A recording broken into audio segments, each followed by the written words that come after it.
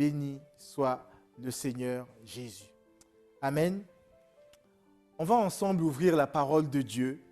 Et vous savez, je le dis souvent et je le redirai à chaque fois, pour moi, c'est un honneur de partager la parole de Dieu, d'être par sa grâce un canal par lequel Dieu veut nous parler, vous parler, et en premier lieu me parler.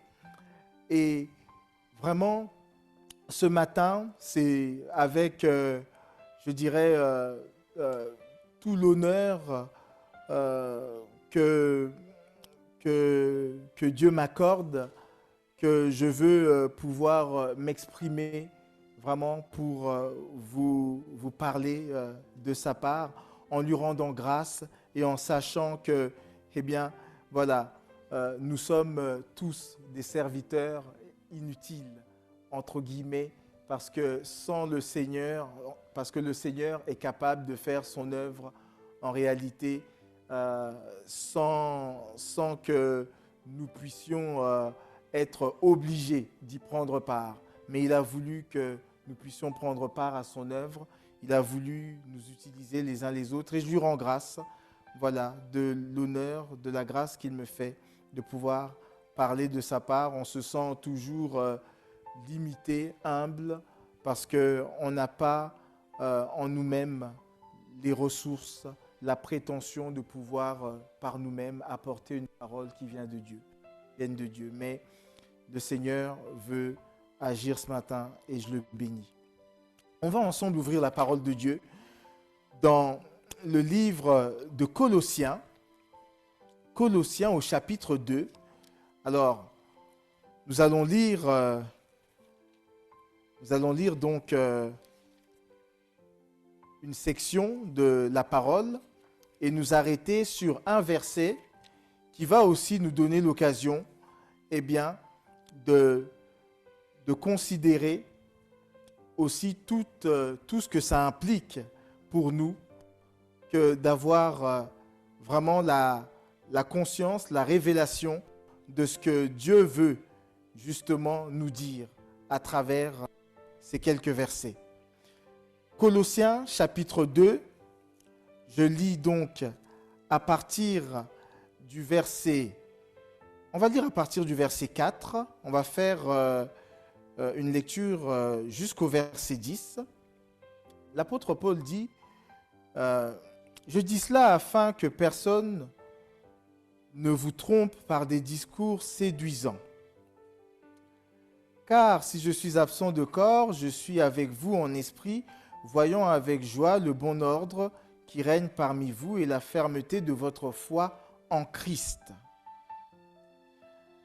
Ainsi donc, comme vous avez reçu le Seigneur Jésus-Christ, marchez en lui, étant enracinés et fondés en lui, et affermis par la foi, d'après les instructions qui vous ont été données, et abondez en actions de grâce. Prenez garde que personne ne fasse de vous sa proie par la philosophie et par une vaine tromperie, s'appuyant sur la tradition des hommes, sur les rudiments du monde et non sur Christ. Car en lui habite corporellement toute la plénitude de la divinité. Et il dira ce verset qui va attirer notre attention ce matin.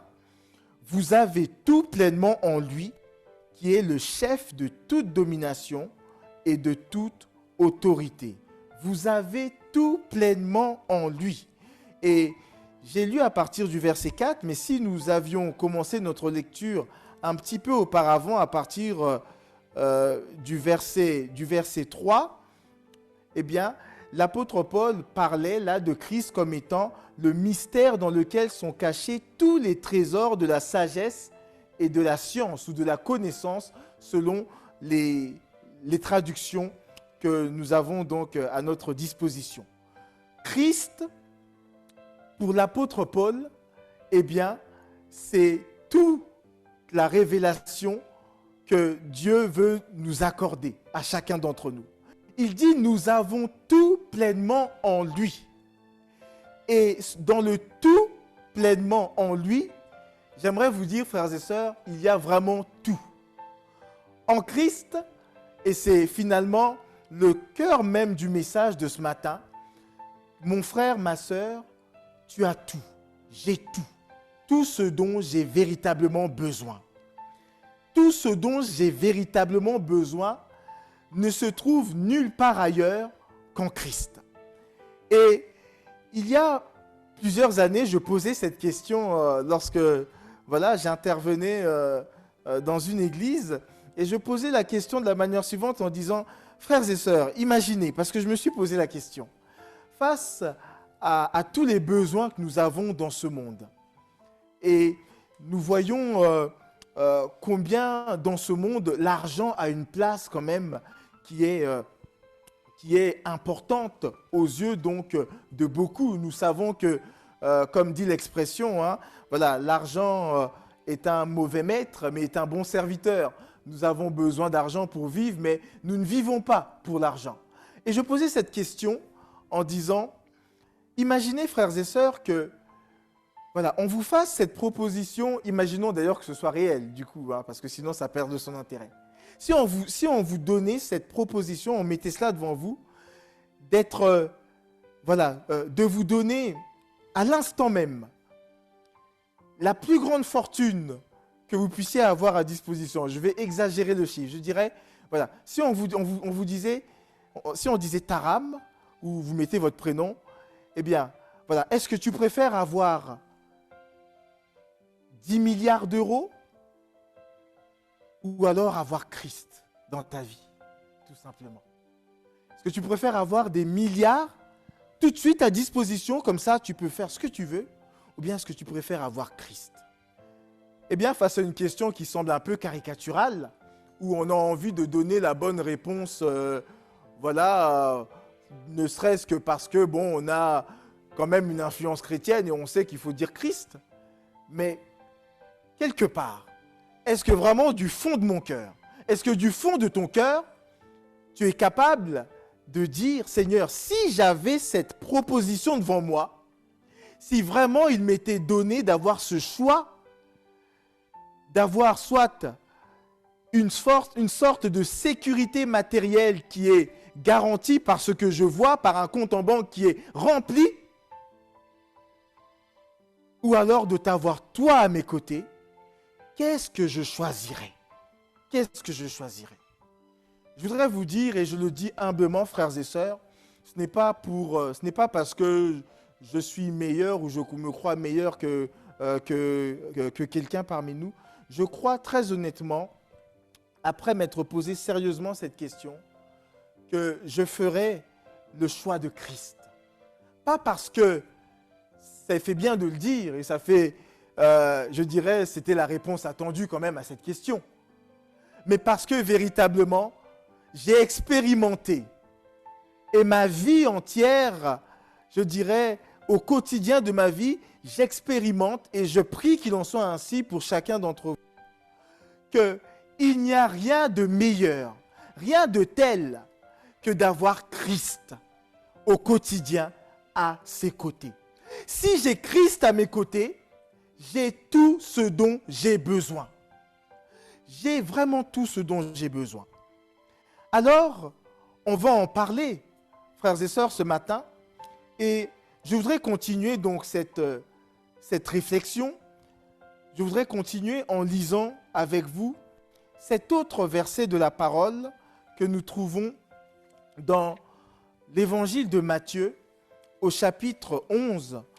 Et je lis donc avec vous du verset 28 au verset 30.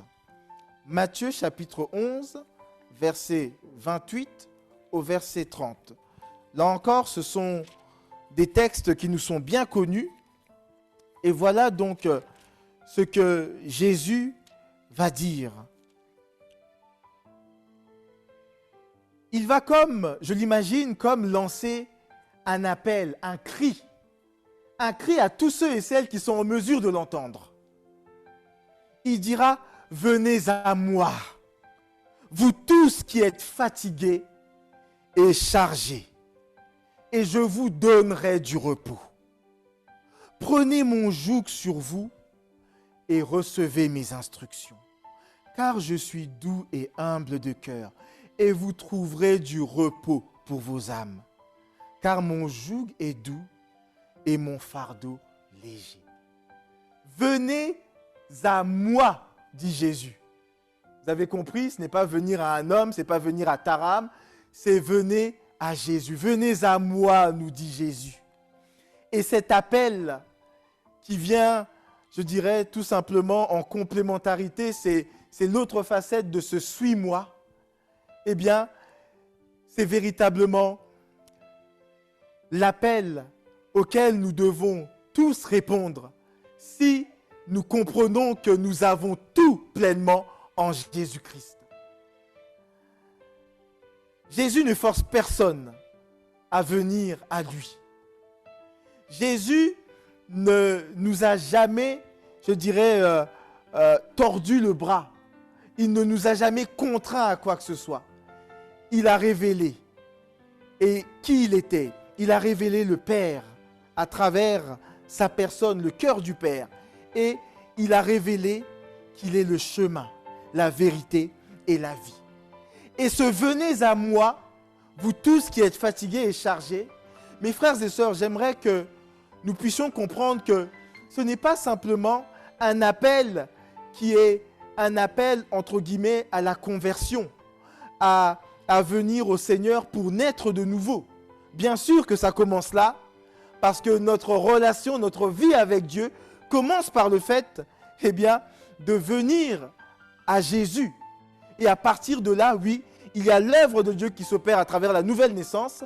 Il y a cette vie nouvelle qu'il nous donne pour que nous puissions justement, eh bien, vivre dans toute l'abondance, je dirais, de ce qu'il a prévu pour nous, l'abondance de cette vie que nous appelons la vie éternelle. Et c'est de cela en réalité qu'il est question ici, lorsque Jésus nous dit « Venez à moi, vous tous qui êtes fatigués et chargés ». Il nous appelle, nous encore aujourd'hui, qui sommes pourtant à lui, eh bien, à continuer de nous approcher de lui. Même si nous nous sentons fatigués ou chargés, c'est bien auprès de Jésus que nous devons venir, c'est de lui que nous devons nous approcher. Frères et sœurs, nous savons que l'argent, les milliards sur le compte en banque n'empêchent pas un homme, eh bien, d'être tourmenté parfois dans son esprit. N'empêchent pas des hommes, même les plus riches dans ce monde, de penser au suicide. Je suis triste de le dire, mais c'est une réalité. Il y a bien des hommes et des femmes dans ce monde qui, en apparence, ont tout. On pourrait presque les envier lorsqu'on regarde ce qu'ils possèdent, ce qu'ils montrent, entre guillemets, de ce que leur vie, quelque part, reflète. On pourrait presque les envier. Mais lorsqu'on considère, plutôt si on savait en réalité ce qui était au-dedans d'eux, certainement, eh bien, on serait moins enclin à les envier. Il y a de la misère dans les cœurs qui n'ont pas Christ. Il y a une misère profonde. Il y a un vide incroyable. Il y a même, frères et sœurs, vous savez, tout simplement, une perte de sens. Et lorsqu'on perd le sens des choses, eh bien, on cherche à donner du sens à ce qui n'en a pas. À tel point, frères et sœurs, alors, je vais vous faire rire, oui et non. Vous savez, il y a 1 an et demi, je crois, j'entendais comme ça à la radio, je crois qu'il y avait une vente en Suisse d'une œuvre d'art. Et cette œuvre d'art, vous savez quoi? Je ne sais plus qui en était l'auteur. Eh bien, cette œuvre d'art avait été vendue 120 000 €, achetée 120 000 €. Et vous savez quoi? C'était donc une sorte de... C'était même pas un tableau en tant que tel. Enfin, je vais dire, oui, ça commençait avec une peinture, mais une peinture à laquelle on avait accroché une peau de banane. Et cette peau de banane devait avoir une signification que je vous laisse interpréter, parce que moi, je n'ai pas compris. Hein. Mais cette peau de banane était telle que, voilà, cet artiste qui l'a signé de sa main, eh bien, à un moment donné, il la met aux enchères. Et il y a bien quelqu'un qui a trouvé du sens là-dedans pour aller acheter ce tableau à 120 000 € avec la peau de banane. J'ai envie de vous dire, il y a là de quoi se poser des questions sur le sens qu'on veut donner quelque part aux choses. Et certainement, cet homme que je plains personnellement, parce que moi j'étais dans la voiture, j'étais ébahi, et je me disais, mais, ok, mais quand même si j'entendais la meilleure explication possible sur ce tableau, il n'en demeure pas moins que ça reste, excusez-moi de le dire comme ça, mais quelque chose, une peinture finalement assez simple, d'après ce qui était décrit en tout cas à la radio, mais juste avec une peau de banane, quoi. Et aller donner 120 000 € à cela, je me dis, il faut peut-être avoir perdu certains repères.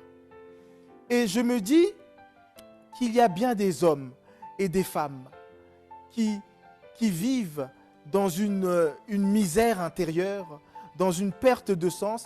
Et lorsque, je dirais, ils ont collectionné tant et tant de tableaux, lorsqu'à un moment donné, ils ont acquis tant et tant de biens, en veillant toujours à avoir peut-être une voiture qui est toujours plus belle que le voisin, une maison qui est toujours plus grande, des décorations qui sont plus, je dirais, qui sont plus tape à l'œil, ou bien le dernier gadget. Dès qu'on a fait le tour de ça, et qu'on n'est toujours pas rassasié,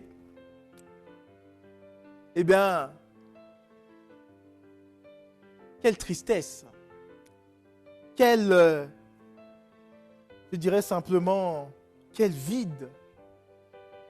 Et alors, certains, je le crois, pour donner aussi du sens à leur vie, eh bien, vont s'engager dans des causes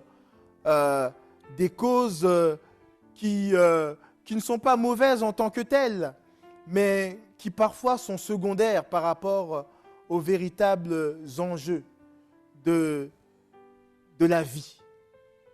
Et je pense là, vous savez, aujourd'hui, comprenez-moi bien, hein, je ne veux pas dire que c'est mauvais en soi, mais combien aujourd'hui d'hommes et de femmes qui s'engagent pour des droits des animaux, alors que aujourd'hui, eh bien, il y a des hommes et des femmes qui sont dans des situations où ils devraient avoir notre attention.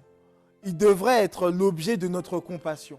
On devrait, je dirais, chercher à secourir nos semblables humains avant, et ce n'est pas par mépris vis-à-vis des animaux, avant de chercher à les secourir. Et vous voyez que aujourd'hui, hein, quand vous parlez de plus en plus avec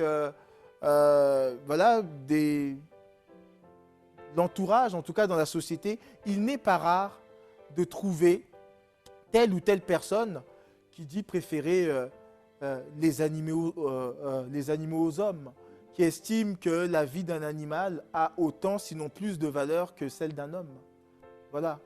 Et ça fait partie quelque part aussi d'une perte de repères et surtout d'une perte de sens des choses parce que, eh bien, on voit que cette vie, s'il n'y a pas celui qui donne le sens à cette vie, s'il n'y a pas celui qui remplit nos cœurs avec la vie véritable, eh bien, tout est tout simplement à nos yeux comme absurde. Parfois, tout est comme déréglé, quoi. Alors, je reviens par rapport à cette parole que nous avons lue de l'appel de Jésus. Venez à moi, vous tous qui êtes fatigués et chargés. Et Jésus dit, je vous donnerai du repos. Vous souvenez-vous que lorsque l'homme a été créé le 6e jour, après que ce 6e jour, Dieu d'ailleurs ait créé les animaux, voilà, les animaux terrestres et puis les oiseaux du ciel. À la fin de cette journée, il va créer l'homme. Et l'homme va ensuite vivre sa première journée, oserais-je le dire ainsi. Il va commencer sa vie le 6e jour, mais sa première journée entière va être le 7e jour, le jour du repos de Dieu. L'homme va connaître sa vie, va commencer sa vie dans le repos, frères et sœurs. Et je voudrais vous dire que c'est là une vérité, ou plutôt une volonté que Dieu a voulu pour chacun d'entre nous. Que nous soyons des hommes et des femmes qui vivent le repos de Dieu dans leur cœur, avant toute chose. C'est la volonté de Dieu pour toi que tu vives d'abord le repos de Dieu, que tu goûtes à ce repos. Et ce repos, il vient avec Christ. Il ne vient qu'à travers Christ. Dans Hébreux chapitre 4, l'Épître aux Hébreux chapitre 4, alors il y a bien sûr un contexte que je ne vais pas mentionner forcément ce matin, où l'auteur de l'Épître aux Hébreux est en train de parler du repos auquel le peuple avait été appelé et que Josué n'a pas donné le véritable repos, même s'il était censé être celui qui fait entrer le peuple dans la terre promise. Mais il y avait un autre repos dont Dieu parlait. Et ce repos, en réalité, c'est en Christ que nous devions y goûter. Mais lorsque ce peuple, le peuple d'Israël, traversait le désert, Dieu voulait déjà, tout au long de leur marche, même s'ils n'avaient pas le confort matériel, ils n'avaient pas, l'abondance visible de ce côté-là, eh bien, Dieu voulait quand même que leur cœur soit en paix et en repos, ne serait-ce qu'à cause de la nuée qui était au milieu d'eux dans le désert. Il y avait la présence de Dieu à travers cette nuée. Cette nuée qui, la nuit, était comme une flamme de feu. Cette nuée était là pour leur assurer que Dieu était à leur côté et que même si ils n'avaient peut-être pas l'abondance espérée, Dieu veillait à ce qu'ils aient le nécessaire pour traverser ce désert.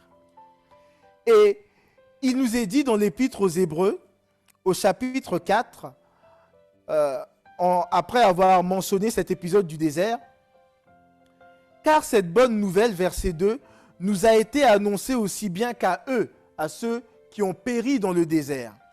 Hein?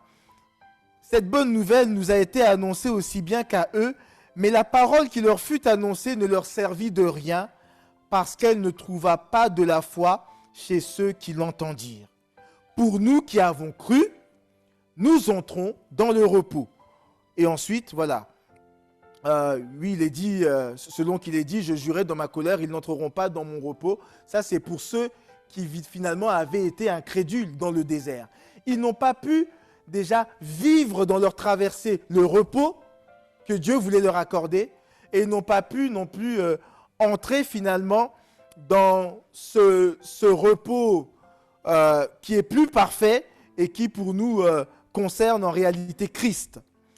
Mais en fait, en vous disant cela, frères et sœurs, je voudrais quand même attirer votre attention sur le fait que ce repos dont il est question ici, dans le désert, auquel, je dirais, ce peuple devait aspirer, d'une certaine manière, nous aussi nous aspirons à vivre, non pas d'un repos qui est simplement des quelques heures de sommeil que nous avons la nuit, même si je vous souhaite de passer, je dirais, de nuit et d'avoir toujours un sommeil qui vous renouvelle, mais vraiment d'avoir ce profond repos du cœur. Et ce profond repos du cœur, frères et sœurs, il va venir uniquement à travers Christ et plus particulièrement la manière dont nous allons recevoir dans nos cœurs la révélation de Christ. Et cette révélation, une fois qu'elle nous est donnée par le Saint-Esprit, il s'agit pour nous d'exercer notre foi pour pouvoir, eh bien, quelque part, manger, nous nourrir de cette révélation. Sinon, nous allons être semblables d'Israël qui, dans le désert, c'est-à-dire dans la traversée pour nous de cette vie, tout en sachant que Dieu est avec nous, Emmanuel, eh bien, tout en voyant parfois pour eux, alors ils voyaient la nuée, mais finalement être des chrétiens qui ne connaissent pas le repos. Et ça, c'est dramatique. Ce n'est pas la volonté de Dieu pour nous. Nous voulons donc goûter à ce repos, et pour cela, nous avons besoin d'exercer notre foi lorsque le Seigneur nous parle. Je vais vous donner cet exemple qui montre que lorsqu'il n'y a pas la foi, eh bien, il n'est pas possible en réalité d'être tranquillisé, d'être dans la paix. Dernièrement, alors c'était d'ailleurs cette semaine, avec ma troisième fille, Déborah, eh bien, à un moment donné, elle est venue me montrer qu'elle avait, c'était de la peau morte, hein, de la peau morte qui dépassait un petit peu, comment dire, de son pied, comme ça, voilà. Elle avait de la peau morte. Et voilà, donc ça faisait quand même, c'était quand même assez visible et puis elle voyait que ça ne lui faisait pas mal, mais elle voulait non seulement me le montrer, mais elle voulait que je l'enlève. Alors, au moment où elle me montre cela, alors j'ai pris avec moi, peut-être que ce n'est pas ce que vous auriez fait, mais j'ai pris avec moi des ciseaux,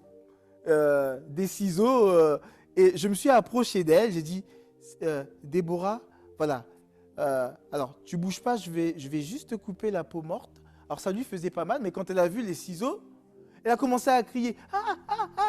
Elle a commencé à crier, elle a commencé à pousser des cris. J'ai dit, non mais t'inquiète pas Déborah, ça va pas te faire mal, ça va pas te faire mal.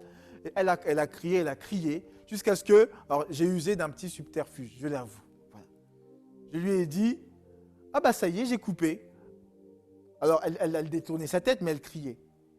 Quand j'ai dit j'ai coupé, j'avais pas encore coupé, elle s'est calmée. Et j'ai dit, bah t'as vu, j'ai coupé. Ah bon, t'as coupé? Et pendant qu'elle était en train de chercher le regard, et là, à ce moment-là, je l'ai coupé. Alors, je dis cela pourquoi? Je dis ça parce que, en fait, je me suis rendu compte que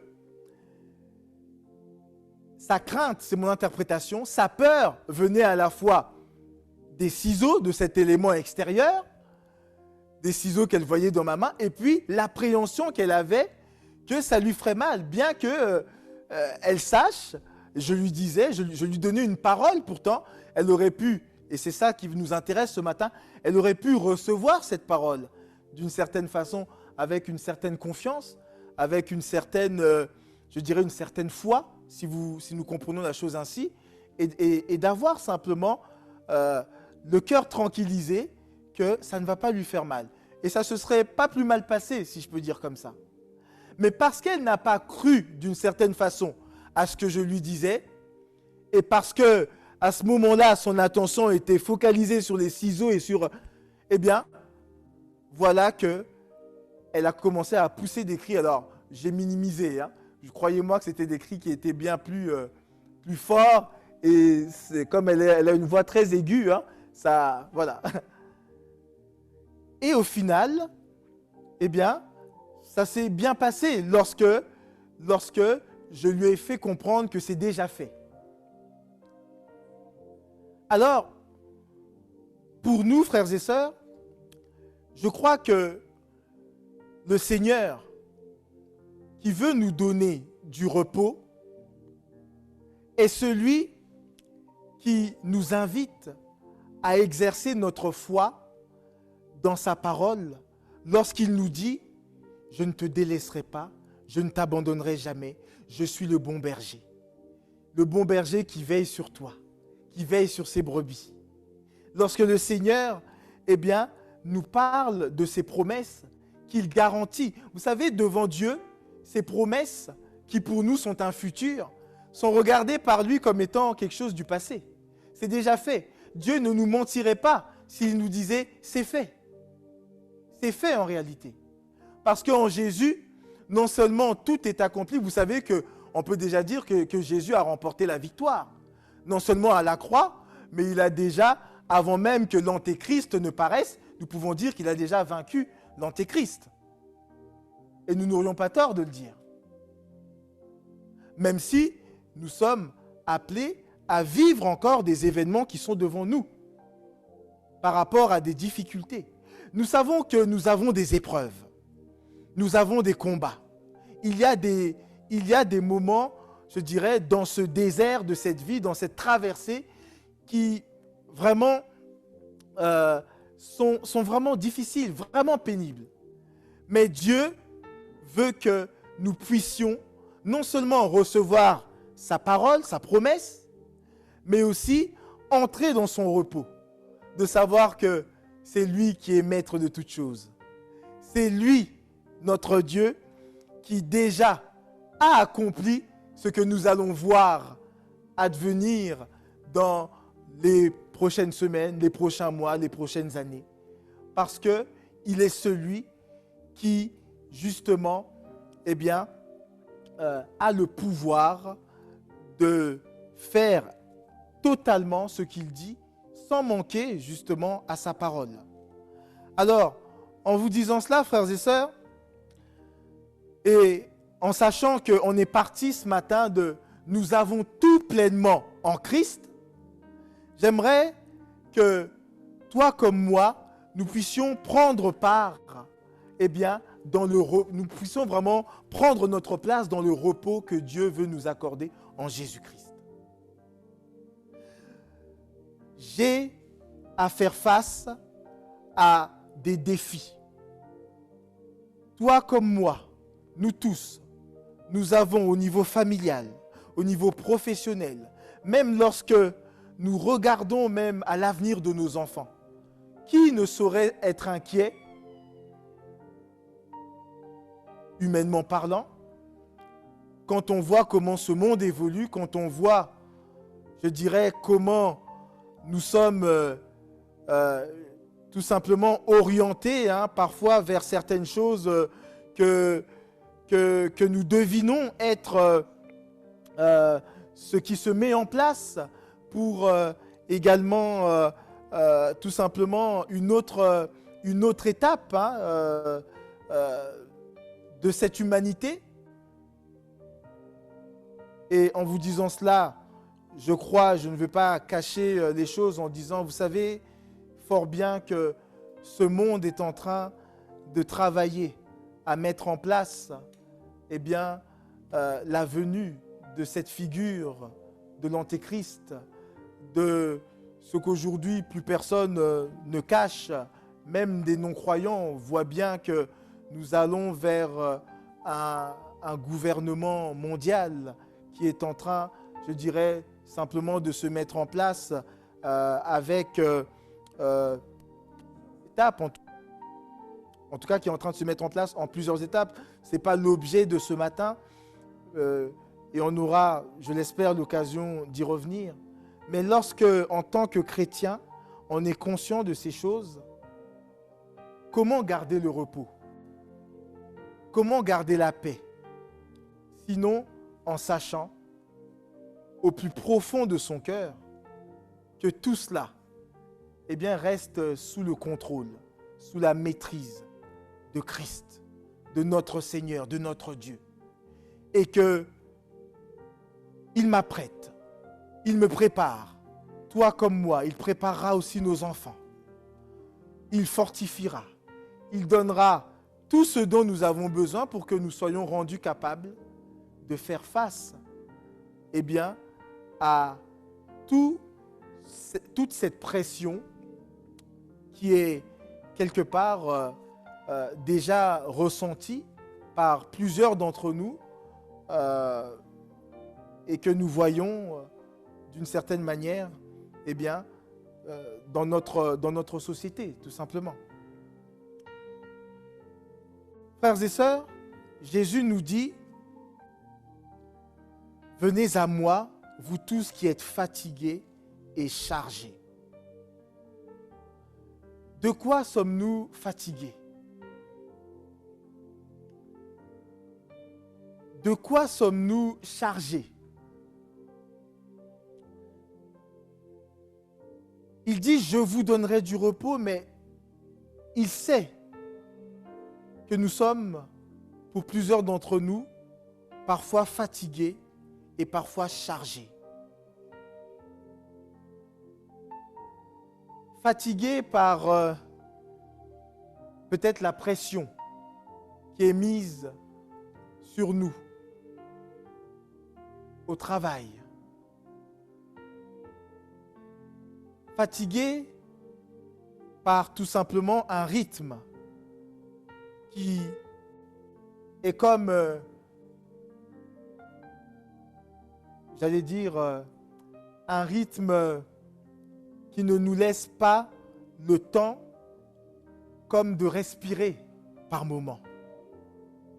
Affairés à ceci. On passe du travail, peut-être aux enfants, et puis il y a tout ce qui concerne peut-être la famille en général. Il y a tout ce qui concerne aussi les soucis qui sont des fois très matériels. Il y a des factures à régler. Peut-être que quelqu'un va dire, mais encore ceci, encore un problème qui vient succéder à un autre problème. Tout cela, j'en vois pas le bout. Encore une épreuve dans la santé qui vient succéder aussi à une autre épreuve. Tout cela, je n'en vois pas le bout. Quelque chose qui est là, voilà, on est comme pressé. On est comme dans un rythme qui nous est imposé, semble-t-il. Mais comment reprendre la main? Comment reprendre la main et ne pas se laisser épuiser par ce qui, par nature, nous fatigue? Chargé de préoccupations. Souvent, je pense à ça. Vous savez, on voit souvent des personnes comme ça, en train de réfléchir. Et on leur dit, ça va? Oui, ça va, oui. Mais les préoccupations sont là, nombreuses dans leur cœur. Et parfois, face à leurs propres limites, ils n'en voient tout simplement pas le bout. Chargés.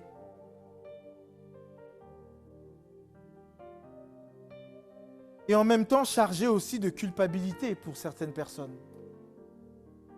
Savez-vous que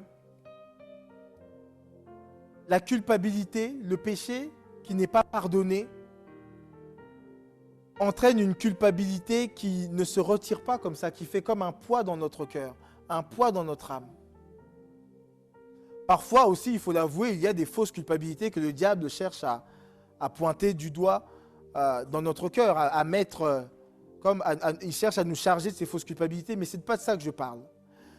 Nous tous, vous tous qui êtes fatigués et chargés, peut-être de culpabilité, peut-être chargés tout simplement, oui, de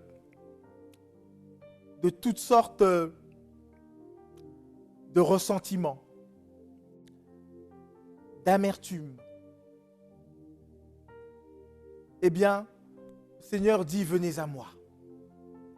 Venez à moi parce que Jésus, notre Seigneur, est celui qui non seulement veut nous décharger et est capable de le faire parfaitement, il veut nous décharger de toute forme de culpabilité en nous montrant l'œuvre de la croix, en nous révélant la perfection de cette œuvre pour que vraiment nous puissions recevoir par la foi un pardon qui va laver jusqu'à notre conscience, nous dit la parole de Dieu. Hébreux chapitre 10, le verset 22. Le sang de Jésus qui lave même jusqu'à notre conscience. Et aussi, décharger, eh bien, de toutes les préoccupations en ayant confiance en celui qui, justement, va nous aider, nous le disions tout à l'heure, à régler les problèmes, à faire face, qui va pourvoir là où, pour l'instant, je ne vois pas de solution. Le Seigneur m'assure qu'il va pourvoir à une solution. Il va pourvoir à une issue. Chargé d'amertume, peut-être de ressentiment, le Seigneur aussi veut me décharger à travers, eh bien, l'œuvre de son esprit pour me rendre capable de pardonner, pour me rendre capable de renoncer peut-être à la colère, à l'amertume, pour me rendre capable aussi d'espérer lorsque mon cœur est chargé de désespoir. Savez-vous que aujourd'hui, il y a des cœurs qui sont chargés de désespoir.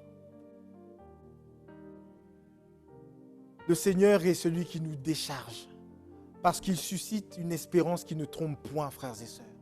Une espérance qu'il garantit par sa parole.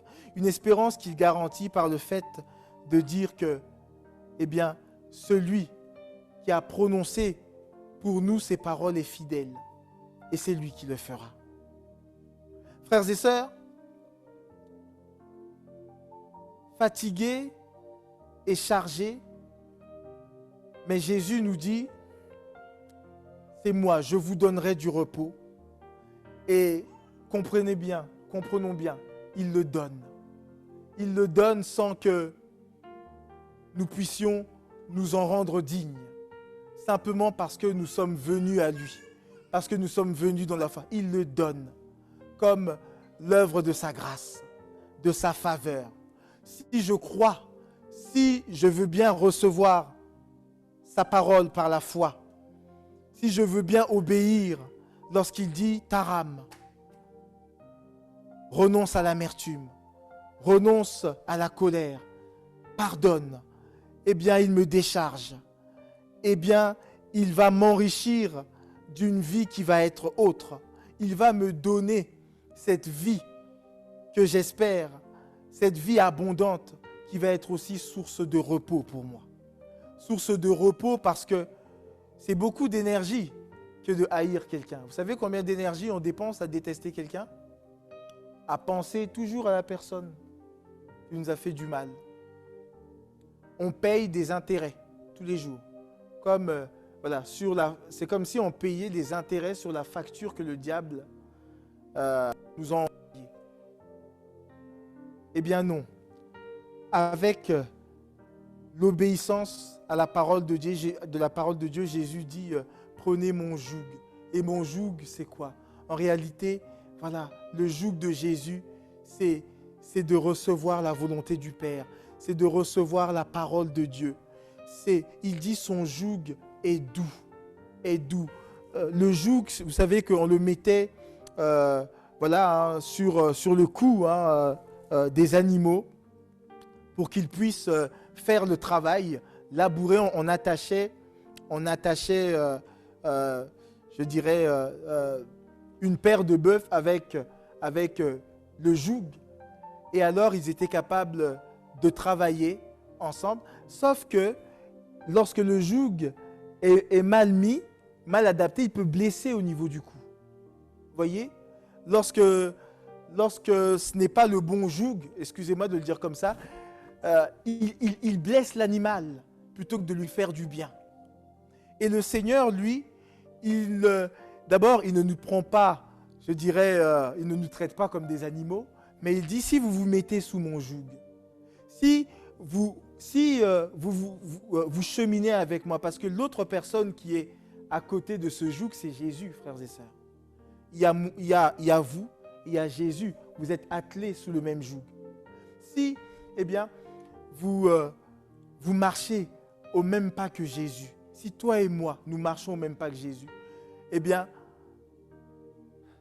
ça va être un joug, d'abord, qui ne va pas nous blesser, parce que Jésus, et on peut dire Dieu notre Père, eh bien, veille à ce que ce joug soit adapté et que le chemin avec le Seigneur, le chemin que nous faisons avec lui, soit un chemin où il n'y a pas un bœuf qui va tirer plus fort que l'autre, en tout cas qui va risquer de causer une blessure. Jésus respecte, dans ce sens, le rythme de notre marche. Et son joug est doux. L'œuvre du Saint-Esprit est profonde dans nos cœurs pour nous gagner à lui, pour nous travailler, pour nous laisser justement, le fait de recevoir la parole de Dieu comme une bénédiction de Dieu et non pas comme une contrainte de Dieu. Lorsque nous comprenons le commandement de Dieu comme étant une contrainte, on est déjà à côté de la volonté de Dieu. Parce que si nous le vivons comme une contrainte, nous sommes conduits sur le terrain de la loi et nous vivons la parole de Dieu dans une mentalité de la loi légaliste. Mais si nous vivons la parole de Dieu comme une bénédiction, son commandement comme étant un bienfait, la manifestation de sa bonté envers nous, eh bien alors nous entrons sur le terrain de la grâce. Et alors nous sentons le joug doux et léger du Seigneur. Et nous voyons l'œuvre du Saint-Esprit nous soutenir pour marcher dans cette direction. Son joug est doux, son fardeau léger. Le Seigneur ne va jamais il ne veut pas nous accabler. Si nous ne prenons simplement comme fardeau le fait de faire la volonté du Père, le joug, sa parole et le fardeau, le fait de faire sa volonté en disant, comme Jésus, Père, ma nourriture est de faire ta volonté. Vous allez voir qu'il y a bien des choses dont vous n'allez pas vous laisser surcharger. Pourquoi ? Parce que Jésus, lorsqu'il va nous conduire par le Saint-Esprit dans la volonté du Père, oui, il va aussi veiller à ce que nos cœurs soient vraiment réjouis de faire cette volonté et bénis de pouvoir justement servir Dieu en accomplissant toute sa volonté. Lorsque je fais les choses avec joie pour Dieu, je suis en train de porter un fardeau, entre guillemets, mais un fardeau qui est léger. En fait, c'est ça que je veux dire. C'est que le Saint-Esprit, lorsque Taram ou chacun d'entre nous, nous acceptons de faire la volonté du Père, avec joie, comme Jésus, je me charge alors d'un fardeau, entre guillemets, mais un fardeau qui est léger. Un fardeau qui est léger parce que le Saint-Esprit m'aide à accomplir cette volonté. Parce que aussi, je ne suis pas seul face à la volonté du Père pour l'accomplir moi-même. Il y a justement l'œuvre de Dieu, il y a les ressources de Dieu, il y a la grâce de Dieu qui est en train d'opérer pour que justement, tout cela puisse être accompli par moi, par chacun d'entre nous, mais avec joie et pour que je ne sois jamais écrasé. La volonté de Dieu, la volonté du Père est toujours un fardeau léger pour quiconque le reçoit dans la foi. Et je voudrais terminer ce matin en vous disant, lorsque nous confessons que nous avons tout pleinement en Jésus, la première chose qu'il convient de mentionner, frères et sœurs, c'est vraiment le repos que Dieu veut nous donner. Et c'est cela que j'ai voulu mentionner aujourd'hui en sachant que nous allons, dans les semaines à venir, continuer à découvrir ce que nous avons en Jésus-Christ, dans ce tout pleinement. Parce qu'il y a des richesses insoupçonnées, mais qui sont pour nous, qui sont simplement pour que nous puissions en bénéficier. La joie du Père, c'est que nous puissions nous nourrir de Jésus. Jésus a dit dans Jean chapitre 6, versets 52 et 53, je le paraphrase ainsi, il dira « Car ma chair est vraiment une nourriture, mon sang est vraiment un breuvage. » C'est une parole qui a scandalisé ceux qui écoutaient, voilà, mais il a pu dire que ces paroles sont esprit et vie. La chair ne sert de rien, c'est l'esprit qui vivifie. Et lorsqu'il dit que sa chair est vraiment une nourriture, eh bien, nous devons comprendre, et ça va en écho avec ce que nous avons entendu la semaine dernière, on a parlé de la Pâque. Dieu veut que nous puissions manger la Pâque en réalité, en mangeant, entre guillemets, cette nourriture spirituelle que nous trouvons en Jésus-Christ. Nous allons manger, je dirais, la révélation que le Saint-Esprit nous accorde de Jésus, de l'œuvre de la croix, de ce qu'il a accompli en notre faveur, du repos qu'il veut nous accorder, de la grâce infinie qu'il met à notre disposition, de la perfection aussi du sang de l'agneau pour nous purifier de tout péché. Il n'y a aucun péché qui demeure lorsque le sang de l'agneau passe dans nos cœurs par la foi en Jésus-Christ. Et lorsque nous mangeons cette Pâque qu'est le Seigneur, en mangeant la chair de l'agneau et en buvant son sang, nous sommes, pour ainsi dire, dans les conditions pour vivre pleinement cette vie abondante dont Jésus a parlé lorsqu'il parle de la vie éternelle, lorsqu'il parle qu'il est venu donner la vie à ses brebis et que cette vie, c'est une vie abondante. C'est une vie qui est faite, aujourd'hui, on l'a dit, de son repos. Et c'est un point de départ pour nous. Alors ma prière, pour toi, pour nous, c'est que nous puissions goûter au repos par la foi en Jésus, y demeurer parce que nous savons que, c'est là le plan de Dieu pour chacun d'entre nous. C'est là ce que le Seigneur veut nous accorder lorsque nous venons en Jésus. Venez à moi, vous tous qui êtes fatigués et chargés, et je vous donnerai du repos. Voilà, prenez mon joug, voilà, et recevez mes instructions. Recevez mes instructions, car mon joug est doux et mon fardeau est léger.